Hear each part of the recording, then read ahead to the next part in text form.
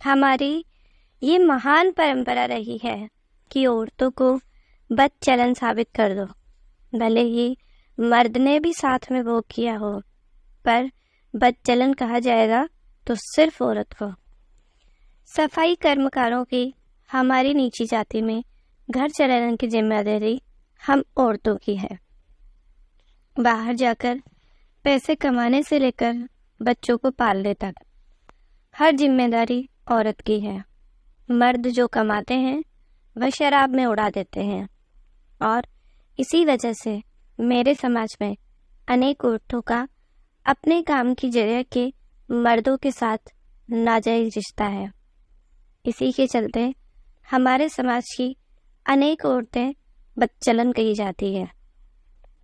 दिन के उजाले में सभ्य समाज के लोग नीची जाति की परछाई से भी दूर भागते हैं, लेकिन रात के अंधेरे में इन्हीं नीची जाति की औरतों को भींचने, उनके साथ सोने, मुंह में मुंह डालकर चूमने और उनके जिस्म की खुशबू सूंघने में उनका धर्म नहीं बिगड़ता है। मुझे बदचलन होने का पहला सबक मेरी चचेरी बहन निक्की ने दिया।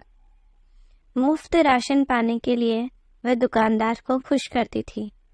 एक बार निक्की मुझे भी राशन बांटने वाले पनीर की दुकान पर ले गई। दुकानदार का लड़का हमें दुकान के पीछे बने बाड़े में ले आया। तेल के खाली ड्रमों के पीछे वह निक्की दीदी के साथ बहुत देर लगा रहा।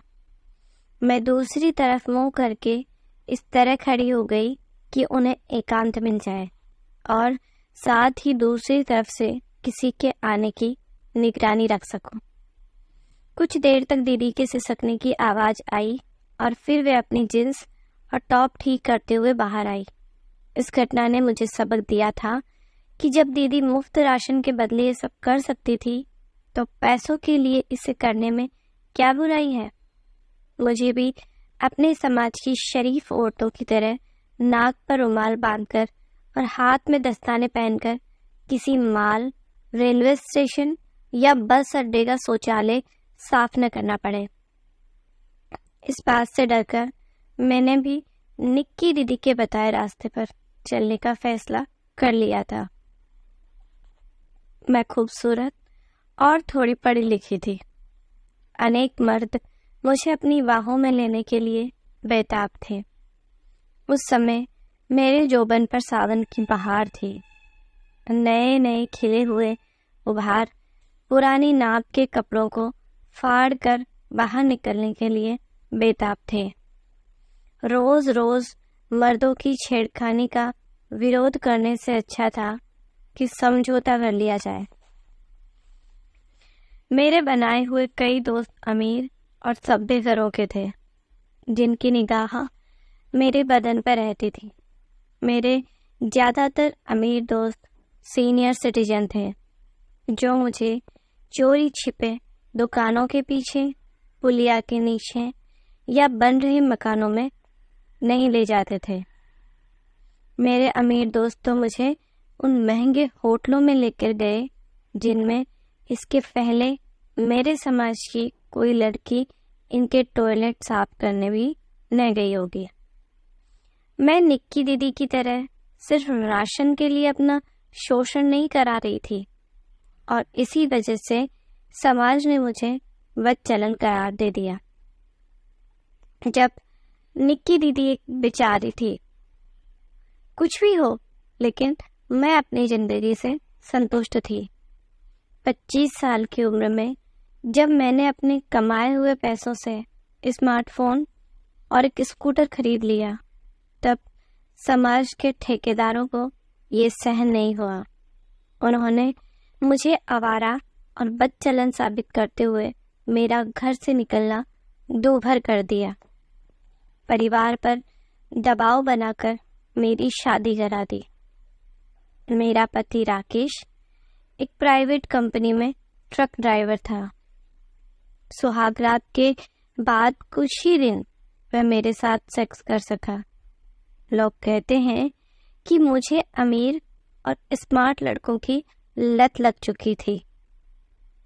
मैं ही बदचलन थी, जबकि असलियत तो ये थी कि मुझ जैसी खूबसूरत बीवी पाकर मेरा पति राकेश बोरा गया था।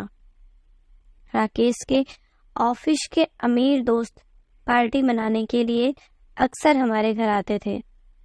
जल्द ही मैं उनकी नज़रों में चढ़ गई।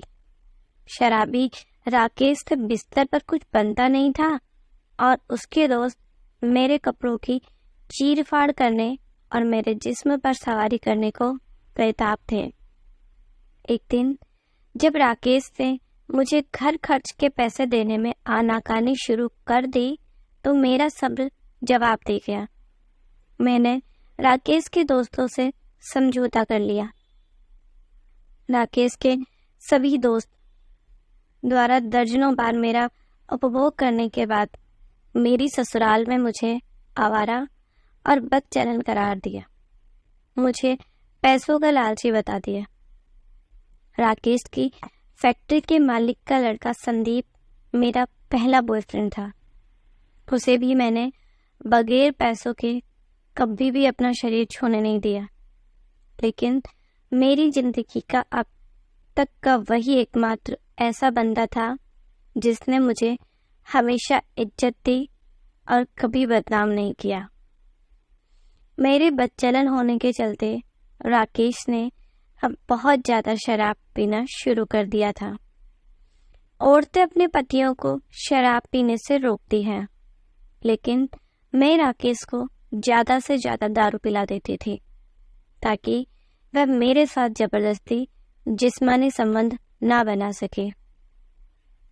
राकेश मेरे नाम का और संदीप मेरे काम का पति बन चुका था और इन दोनों के बीच राकेश के ढेरों दोस्त भी मुझसे वजह ले रहे थे और उनसे मेरा खर्च चल रहा था। जल्द ही मेरे ससुराल में गली का बच्चा बच्चा मुझे मेरी बदचलनी के चलते पहचानने लगा था। संदीप तो पहले से शादीशुदा था। मैं ज़्यादा दिनों तक उसकी रखेल बनकर नहीं रह सकती थी। वह अब मेरे खर्चे उठाने में आनाकानी करने लगा था, लेकिन उसने मुझे अपने एक दूर के अंकल के स्कूल में नौकरी दिलाकर इस अजनबी शहर में मेरी रोजी रोटी का इंतजाम करा दिया। स्कूल में मेरी चपरासी की नौकरी थी। स्कूल के 60 साल के विधुर मालिक राघवेंद्र को मैं तुरंत पसंद आ गई थी। वह अपने स्कूल की स्मार्ट टीचरों को छोड़कर मुझसे फ्लर्ट करना चाह रहा था। एक दिन उसने मुझे जबरदस्ती अपने कमरे में रोक लिया। वह अपना अकेलापन दूर करने के लिए मेरे सामने गिड़गिड़ाने लगा। मैं राघवेंद्र को खुश करने के लिए तुरंत मान गई और उसकी हर नाजायज मांग को पूरा करने लगी। वह बूढ़ा राघवेंद्र मेरी बेबस और बदनाम जिंदगी का इकलौता प्यार था। जल्द ही मैं उससे इमोशनली अटैच हो गई। मेरी उम्र से 2 गुनी उम्र के राघवेंद्र से मिलने के बाद मेरी जिंदगी पूरी तरह से बदल गई थी। उसकी पत्नी 5 साल पहले स्वर्ग सिधार गई थी। अमेरिका में सेटल उसके बच्चे कोई खैर खबर नहीं लेते थे। मेरे बर्थडे के लिए राघवेंद्र ने अपने हाथों से केक सजाया था। बर्थडे मनाने के बहाने उसने मेरे पूरे शरीर पर केक लगा दिया था, फिर अपनी जीभ से साफ भी किया।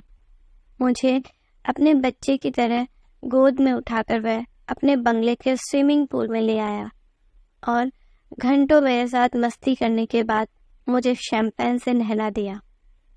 इस बंदे ने केवल 1 महीने में ही मुझे अपनी लग्जरी लाइफ का हिस्सा बना लिया था। कभी मेरी जाति पहचानने की जहमत नहीं उठाई और सब कुछ जानने के बावजूद कभी मेरे चरित्र पर अंगुली नहीं उठाई।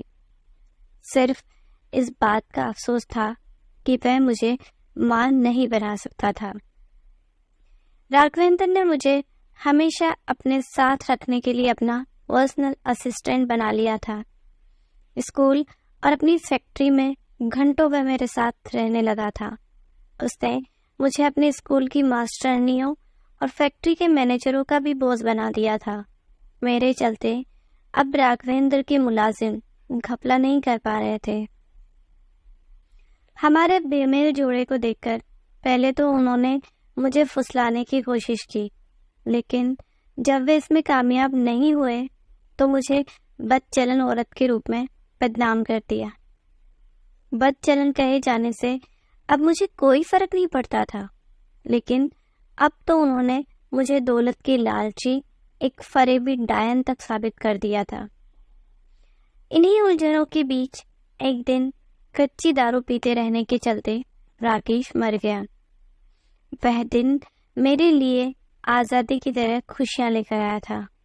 बाहर कमरे में राकेश का बेजान जिस्म पड़ा हुआ था और अंदर बेडरूम में मैं और संदीप एक दूसरे में गुथे पड़े थे। हम देर रात तक खुशियां मनाते रहे। हमने संदीप की लाई हुई अंग्रेजी शराब पी। उसने मुझे अधनंगा करके जमीन पर बैठा दिया, फिर मेरे गले में अपनी बेल्ट फंसाकर मेरे साथ संबंध बनाने लगा। उसने रात मैंने संदीप के साथ दिल खोलकर सेक्स किया। मैंने उसे कंडोम भी नहीं लगाने दिया। आज़ाद होने की खुशी में बार बार उस पर चढ़ जाती थी। संदीप की याद को बच्चे के रूप में अपनी कोख में लेकर हमने अलग अलग रास्तों पर जाने और एक दूसरे को हमेशा के लिए भूल जाने का वादा किया। मैं ऑटो रिक्शा पकड़कर राघवेंद्र की बताई जगह पर पहुंच गई। उसने मेरा इंतजाम करने के अलावा अपना नाम, काम और इज्जत दिलाने का वादा किया। मेरी कोख में बच्चा होने की खबर मेरे लिए खुशियों की सौगात लेकर आई थी। मैं राघवेंद्र को ये यकीन दिलाने में कामयाब हो गई थी कि ये उसका बच्चा है और उसने जल्द ही मेरे साथ कोर्ट मैरिज कर ली। मैं आज भी एक अमीर घर की इज्जतदार औरत बनना चाहती थी, लेकिन राघवेंद्र के स्कूल और फैक्ट्री के मुलाजिम मेरी बेवफाई और बदचलनी को साबित करने में लगे हुए थे। राघवेंद्र की बीवी बनने के बाद उसके परिवार में भूचाल आ गया था। अभी तक राघवेंद्र की खोज खबर न रखने वाले भतीजे, लड़के और भाई आने लगे। मेरी कुंडली खंगाल ली गई।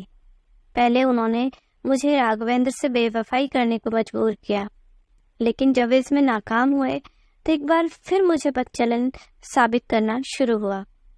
राघवेंद्र को भी मेरे बदचलन होने का यकीन हो गया। अब वह मुझे घर से निकालने और ठुकराने को तैयार था, पर मैंने कच्ची गोलियां नहीं खेली थी।